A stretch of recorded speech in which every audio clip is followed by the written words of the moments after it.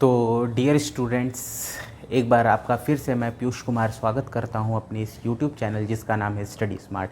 वैसे तो मैं आर.डी. शर्मा ऑब्जेक्टिव के सेट्स चैप्टर को पढ़ा रहा था, लेकिन उसमें कुछ प्रॉब्लम्स आने शुरू हो गई हैं। प्रॉब्लम्स ये हैं कि अभी आपने एल्जेब्रिक इनइक्वेशंस को नहीं पढ़ा है और उसमें कुछ ऐसी ही चीज़ें आ रही थी जिसमें एल्जेब्रिक इनइक्वेशंस का काफ़ी ज़्यादा यूज़ हो रहा था।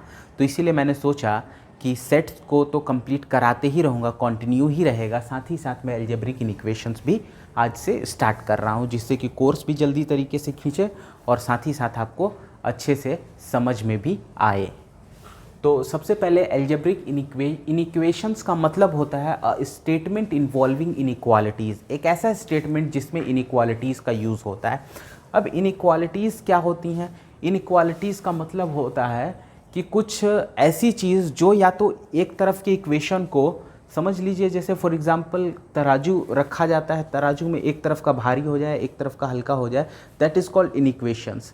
मतलब कि कहने का मतलब ये है कि अगर x इज़ कुछ ऐसा लिखा हो तो इसका मतलब होता है x is less than equal to 4 से x कम है। लेकिन अभी तक हम लोग इक्वेशंस में पढ़ते आ रहे थे x इज इक्वल टू 4, मतलब x जो है वो 4 के इक्वल है। लेकिन अब ऐसा नहीं होगा, अब x जो है वो 4 से या तो कम है या तो बराबर है, कुछ ऐसा। तो मतलब ये जो है वो एक तरह से आप कह सकते हैं कि अनसर्टेनिटी को डिफाइन करती है। तो इसीलिए अब जो इनइक्वेशंस होंगे उसके 4 साइन होते हैं।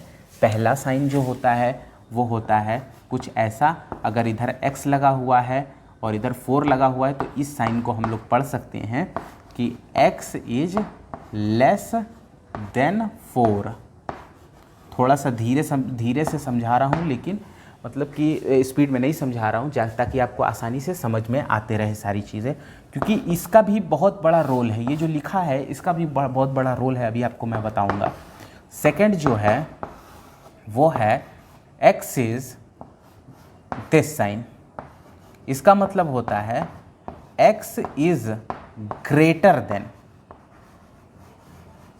x इज ग्रेटर देन, बीच में देखिए और लगा है मैंने, और ये वाला इक्वल का साइन होता है, और इक्वल टू 4। देखिए x इज ग्रेटर देन और इक्वल टू 4। अब उसी तरह से एक और साइन होता है x इज, इसको पढ़ेंगे x इज ग्रेटर देन 4, और एक और साइन होता है नंबर 4 पे है कि x इज कुछ ऐसा, तो x इज लेस देन और इक्वल टू 4।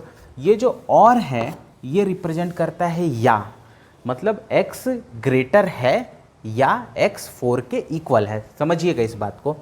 अगर हम लोग कहें कि 4 इज ग्रेटर इक्वल 4, तो ये जो है स्टेटमेंट हमारा ट्रू स्टेटमेंट होगा, क्योंकि ये बात सही है। 4 ग्रेटर तो भले ना हो लेकिन इक्वल तो है, मतलब दोनों में से कोई एक, मतलब या तो ग्रेटर हो जाए तब भी आपका स्टेटमेंट सही होगा या इक्वल हो जाए तब भी आपका स्टेटमेंट सही होगा। बस यही चीज़ मैं बताना चाहता हूँ। अगर मैं यहाँ पे देखिए अगर मैं यहाँ पे 4 यहाँ पे लिख दूँ, ग्रेटर इक्वल 1 लिख दूँ, तो ये भी स्टेटमेंट आपका ट्रू स्टेटमेंट है।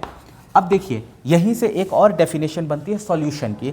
सॉल्यूशन उसको कहते हैं जो किसी इक्वेशन को सेटिस्फाई कर दे। Solution is the value where x it is totally satisfied. For example देखिए, एक और एग्जाम्पल मैं ले लेता हूँ ताकि अच्छे से आपको क्लियर हो जाए। जैसे कि अगर हमने यहाँ पे x प्लस 4 लिया है और इनइक्वालिटी का साइन है और इधर 6 है, तो ये बताइए कि इसका सॉल्यूशन क्या होगा। इसका सॉल्यूशन, तो इसका जो सॉल्यूशन होगा वो वही वैल्यू होगी जो x को सेटिस्फाई करेगी। अब देखिए इसको सॉल्यूशन कब कहेंगे? इसको सॉल्यूशन तब कहेंगे जब x इसकी वैल्यू को सेटिस्फाई करे।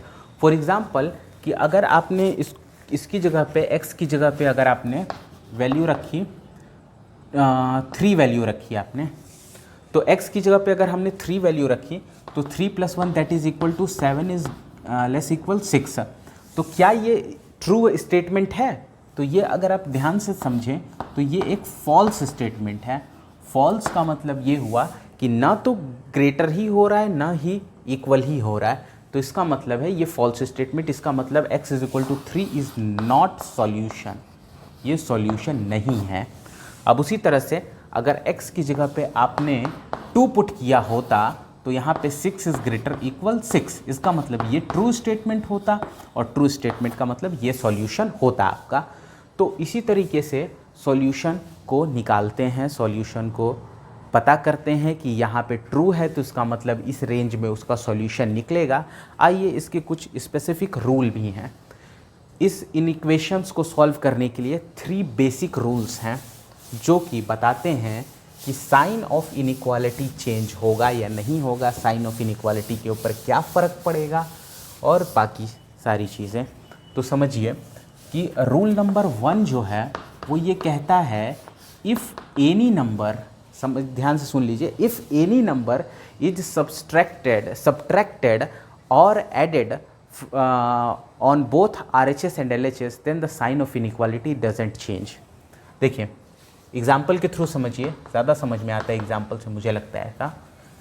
तो देखिए सबसे पहले अगर x + 5 इज़ ग्रेटर इक्वल 3 लिखा हुआ है, तो इसको आपको अगर सॉल्व करना है तो सबसे पहले यहाँ पे क्या करेंगे आप, सब्ट्रैक्टिंग 5 बोथ साइड, दोनों तरफ 5 को सब्ट्रैक्ट कर देंगे। तो देखिए जब इधर 5 को सब्ट्रैक्ट करेंगे तो x + 5 - 5 हो जाएगा 3, और इधर भी -5 हो जाएगा क्योंकि सब्ट्रैक्ट करेंगे दोनों साइड। तो यहाँ पे देखिए x यहाँ इधर तो कट ही जाएगा और इधर हो जाएगा -2। देखिए साइन ऑफ इनइक्वालिटी नहीं चेंज हुआ, doesn't change, sign of inequality नहीं बदलेगा। अब नेक्स्ट जो रूल नंबर 2 है, रूल नंबर 2 जो है वो ये कहता है कि if minus sign is multiplied और divided on both RHS and LHS then the sign of inequality always changes. देखिए इसको भी समझिएगा, क्योंकि अगर आपके पास मान लीजिए -x इधर आ गया और ग्रेटर इक्वल -3 था, तो अब देखिए माइनस का आपको मल्टीप्लाई करना पड़ेगा बोथ साइड, -1 मल्टीप्लाइंग बोथ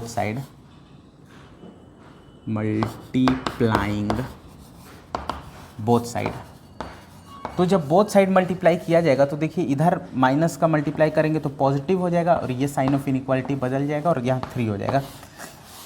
तो ये आपका सेकंड रूल है, sign of inequality changes, sign of inequality always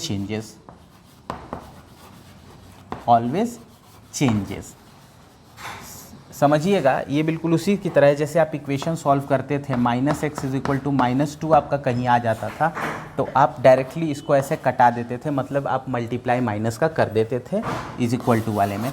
लेकिन इस बार अगर आप ऐसा करेंगे तो आपको साइन ऑफ इनइक्वालिटी हर बार चेंज करनी पड़ेगी। ये रूल है हमारा सेकेंड। अब रूल जो थर्ड है इसको मैं मिटा देता हूँ। रूल जो थर्ड है वो थोड़ा सा बेसिक रूल है, रूल 3। तो रूल 3 ये कहता है कि अगर आपके पास x + 3 है, इनइक्वालिटी का साइन है, और यहाँ पे 2x + 5 है, और अगर आप इस 2x को इनइक्वालिटी के इस LHS के साइड लाना चाहेंगे, this part is our LHS and this part is our RHS।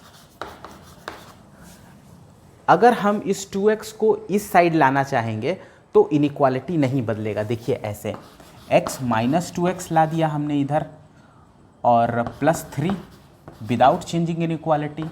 देखिए इनइक्वालिटी नहीं बदला है और इसको घटाया हमने तो हमारा आया माइनस का x। अब यहाँ पे देखिए इसको भी उधर भेज दिया जाए तो यहाँ पे आएगा अपना 2, तो इनइक्वालिटी नहीं बदला। लेकिन अब यहाँ पे देखिए इसमें माइनस का मल्टीप्लाई करना है तो अब यहाँ पे इनइक्वालिटी बदल जाएगा।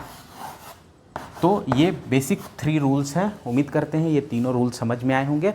अब एक क्वेश्चन देखते हैं, फिर आज का सेशन यहीं पे ख़त्म करते हैं इसका। तो क्वेश्चन नोट कर लेता हूँ मैं, तब तक के लिए रोक देता हूँ ताकि वीडियो लंबी ना हो। तो बच्चों यहाँ पे मैंने एक क्वेश्चन ले लिया है। अब देखिए इसको मैं सॉल्व करूँगा। ये क्वेश्चन एक ऐसा क्वेश्चन है जिसमें सारे आपने तीनों रूल अप्लाई हो जाएंगे। तो आइए चेक करते हैं इसको कैसे सॉल्व करेंगे। सबसे पहले 1/2 है, यहाँ पे 1/3 है, तो मल्टीप्लाई अंदर कर देते हैं सबको। तो हमारे पास बचेगा यहाँ पे 3/10 x हो जाएगा plus 1/2 into 4, sign of inequality लगा देंगे, greater equal 1/3 x minus 1/3 into 6। अब यहाँ पे देखिए 2 2 जा 4, 3 2 जा 6। अब यहाँ पे 3/10 x plus 2 inequality 1/3 x minus 2। यहाँ पे देखिए, यहाँ पे इसको अब हमें इनइक्वालिटी के इस साइड भेजना है, तो साइन ऑफ इनइक्वालिटी ऑब्वियसली नहीं बदलेगा। 3/10 x minus 1/3 x, sign of inequality वही लगा रहेगा, और साथ ही साथ मैं इसको भी उधर भेज दे रहा हूँ। तो -2, देखिए ये वाला -2, ये वाला -2 इधर आके -2 हो गया। साइन ऑफ इनइक्वालिटी फिर भी नहीं बदला। दोस्तों अब इसके बाद देखिए क्या होगा। इसके बाद एलसीएम लेंगे तो आपका एलसीएम जो आएगा, एलसीएम लेंगे आपका एलसीएम 30 आएगा। उसके बाद क्रॉस मल्टीप्लाई करेंगे जैसे कि आप इक्वेशन को सॉल्व करते हैं नॉर्मली। 9x माइनस 10x, यहाँ पे माइनस का 4 आ जाएगा। अब यहाँ पे देखिए इसको मैं बाकी का इधर सॉल्व कर देता हूँ, बहुत ही सिंपल है। अब इन दोनों को आप लिखेंगे तो -x आएगा, इन दोनों को घटाएंगे तो /30 आ जाएगा, -4। देखिए माइनस का मल्टीप्लाई करेंगे तो इनइक्वालिटी बदल जाएगी। देखिए ये इनइक्वालिटी यहाँ पे चेंज हो गई है, अब 120 आ जाएगा। अब ये जो 120 आ गया, देखिए कैसे इसको लिखेंगे। 120 यहाँ पे होगा, x की वैल्यू 120 से छोटी है, और साथ ही साथ 120 को भी लेना रहता है, तो ऐसे एक डार्क सर्किल बना दिया करिए आप। अब लास्ट पॉइंट जो होगा वो -∞ होगा, तो आप लिख सकते हैं आसानी से x जो है वो बिलोंग कर रहा है -∞ से लेकर 120 की तरफ। क्लोज्ड ब्रैकेट होगा। देखिए ब्रैकेट दो टाइप्स के होते हैं। क्लोज्ड का मतलब होता है जिसको इंक्लूड करते हैं और साथ ही साथ लिखते हैं, जैसे कि फॉर एग्जांपल यहाँ पे अगर 2 इज़ ग्रेटर ऐसा कुछ लिखा होगा तो इसका मतलब 2,4 आप लिख सकते हैं। ये वाला ब्रैकेट इंडिकेट करता है क्लोज्ड, ये वाला ब्रैकेट इंडिकेट करता है, ये इनइक्वालिटी इंडिकेट करता है ओपन। ओपन का मतलब है 2 को नहीं लेंगे, 2 के बाद वाली वैल्यू लेंगे, लेकिन यहाँ पे 4 को भी इंक्लूड करेंगे। ये बहुत छोटी चीज़ है इसलिए मैंने इसको आपको नहीं बताया, मुझे लगता है कि ये आपको पता होगी। और वीडियो कैसी लगी आप कमेंट में हमें ज़रूर बताएं, और अगर किसी क्वेश्चन में डाउट हो तो आप हमें कमेंट के माध्यम से बता सकते हैं। हम आपका जल्द से जल्द डाउट क्लियर करने की कोशिश करेंगे। तब तक के लिए धन्यवाद।